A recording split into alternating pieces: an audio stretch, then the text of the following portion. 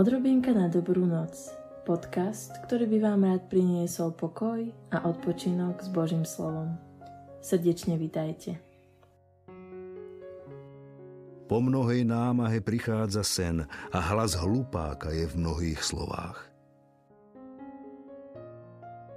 Požehnaný dobrý večer, drahí priatelia. Toto Božie slovo z kníh Kazateľ, ktoré sme počuli, nám dáva do pekného kontrastu spánok, ktorý prichádza ako dôsledok namáhavej práce. Na druhej strane pochábe slova, mnohé slova pochabého človeka, ktoré tiež tak dokážu človeka vyčerpať. Toto Božie slovo nám dnes kladie veľmi vážnu otázku v tom, že koľko takých zbytočných a pochabých rečí, ktoré vyčerpali druhého, ktoré mu zobrali dobré meno, ktoré posudzovali, odsudzovali sme tento deň vyslovili. Zamyslíme sa práve nad tým, aké boli naše slova. Či to boli slova, ktoré budovali, alebo slova, ktoré ničili, ktoré vyčerpávali, ktoré prinášali ako keby duchovný spánok. Prajem vám všetkým s týmto slovom požehnanú dobrú noc.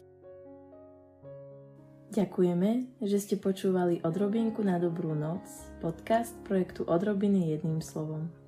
Aj naďalej následujte na stránke www.odrobiny.sk a na našich sociálnych sieťach. Prajeme vám požehnanú noc.